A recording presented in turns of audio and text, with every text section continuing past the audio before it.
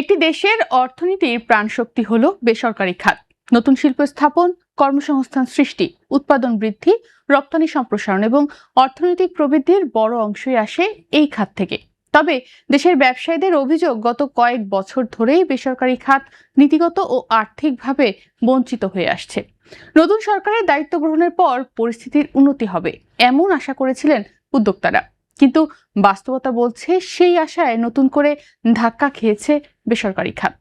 সরকার record পরিমাণ bank ঋণ গ্রহণের কারণে ব্যবসায়ীদের জন্য ঋণের প্রাপ্যতা আরো কমে গেছে। বাংলাদেশ ব্যাংকের সর্বশেষ মুদ্রানীতির তথ্য অনুযায়ী সদ্য সমাপ্ত 2025-26 অর্থ বছরে সরকার ব্যাংক ব্যবস্থা থেকে নিট 1,31,711 কোটি টাকা ঋণ নিয়েছে, যা এ পর্যন্ত সর্বোচ্চ। সংশোধিত বাজেটে এ লক্ষ্যমাত্রা ছিল 1,18,000 কোটি টাকা, অর্থাৎ সরকার নির্ধারিত লক্ষ্যের চেয়ে 13,711 কোটি টাকা বেশি ঋণ নিয়েছে। এই ঋণের প্রায় 94% বা 1,23,402 কোটি টাকা নেওয়া হয়েছে তফসিলি ব্যাংক থেকে ট্রেজারি বিল ও বন্ডের মাধ্যমে। বিপরীতে কেন্দ্রীয় ব্যাংক থেকে নেওয়া হয়েছে মাত্র 8,309 কোটি টাকা। মূল্যস্ফীতি নিয়ন্ত্রণে নতুন টাকা ছাপিয়ে সরকারকে ঋণ না দেওয়ার নীতির কারণে বাংলাদেশ ব্যাংক সরাসরি ঋণ সীমিত রাখলেও তার চাপ গিয়ে পড়েছে বাণিজ্যিক ব্যাংকগুলোর ওপর।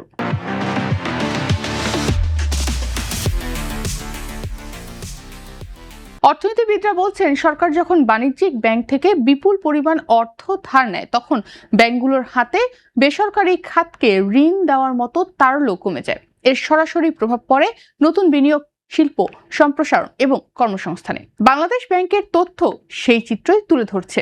চলতি বছরের জুন শেষে বেসরকারি খাতে ঋণ প্রবৃদ্ধির লক্ষ্য ছিল প্রায় 8%, কিন্তু বাস্তবে তা নেমে এসেছে মাত্র 5%। অন্যদিকে একই সময়ে ব্যাংক থেকে সরকারের ঋণ প্রবৃদ্ধি 21.6% লক্ষ্যমাত্রা ছাড়িয়ে 25.9% পৌঁছেছে। সুদের হার কমাতে না পারেন তাহলে ব্যবসায়ীদের ব্যবসা করাটা ডিফিকাল্ট।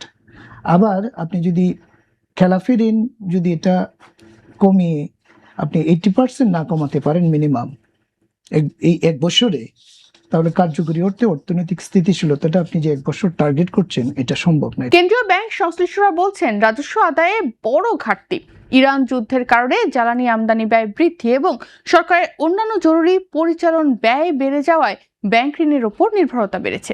একই সময় মূল্যস্ফীতি নিয়ন্ত্রণের লক্ষ্যে কেন্দ্রীয় ব্যাংক থেকে অর্থ ছাপিয়ে ঋণ দেওয়া প্রায় পুরোপুরি বন্ধ রাখা হয়। এ বিষয়ে আমেরিকার ইন্টারন্যাশনাল ইউনিভার্সিটির শিক্ষক ডক্টর রফিকুল ইসলাম তালুকদারের মতে, কেন্দ্রীয় ব্যাংক থেকে ঋণ কম নেওয়ায় মূল্যস্ফীতির ঝুঁকি কিছুটা কমলেও বাণিজ্যিক ব্যাংক থেকে অতিরিক্ত ঋণ নেওয়ার কারণে বেসরকারি খাত প্রয়োজনীয় অর্থায়ন থেকে বঞ্চিত হয়েছে।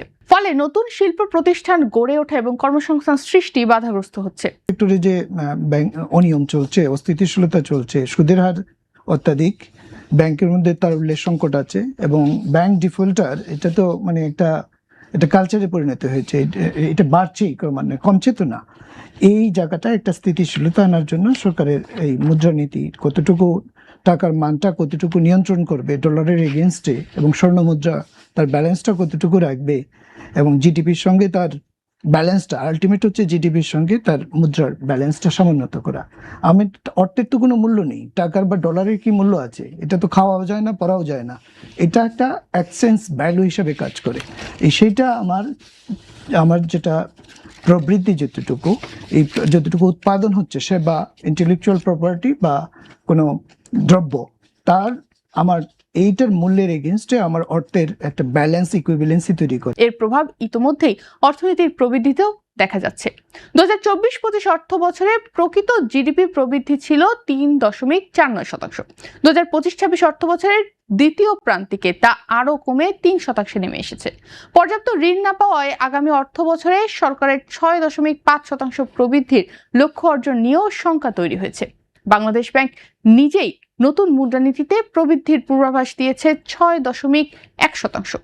এ বিষয়ে নিট তৈরি পোশাক রপ্তানিকারকদের সংগঠন বিকেএমই এর সাবেক সভাপতি ফজলুল হক বাংলাদেশ প্রতিদিনকে বলেন, একদিকে মূল্যস্ফীতি নিয়ন্ত্রণে সংকোচনমূলক মুদ্রানীতি, অন্যদিকে বাজেট ঘাটতি মেটাতে সরকারের অতিরিক্ত ব্যাংক ঋণ, এই দুই চাপের মধ্যে সবচেয়ে বেশি ক্ষতিগ্রস্ত হচ্ছে বেসরকারি খাত।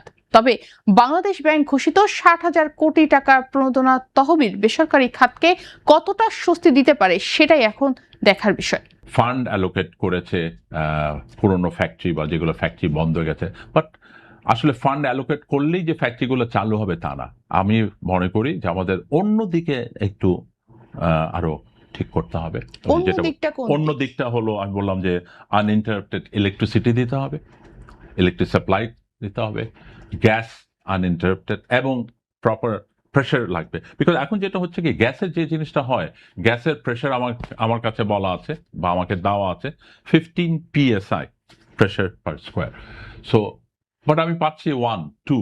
খাত সংশ্লিষ্টদের মতে বেসরকারি খাতকে শক্তিশালী না করে টেকসই অর্থনৈতিক প্রবৃদ্ধি অর্জন সম্ভব নয়। তাই মূল্যস্ফীতি নিয়ন্ত্রণের পাশাপাশি উদ্যোক্তাদের জন্য পর্যাপ্ত ঋণ প্রবাহ, সহজ অর্থায়ন এবং বিনিয়োগ বান্ধব পরিবেশ নিশ্চিত করাও সমান গুরুত্বপূর্ণ।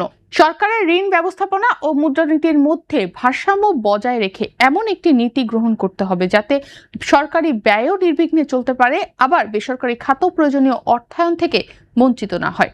তবেই নতুন শিল্প, কর্মসংস্থান ও বিনিয়োগ বাড়বে এবং দেশের অর্থনীতি কাঙ্ক্ষিত প্রবৃদ্ধির পথে এগিয়ে যাবে, এমনটাই সকলের প্রত্যাশা।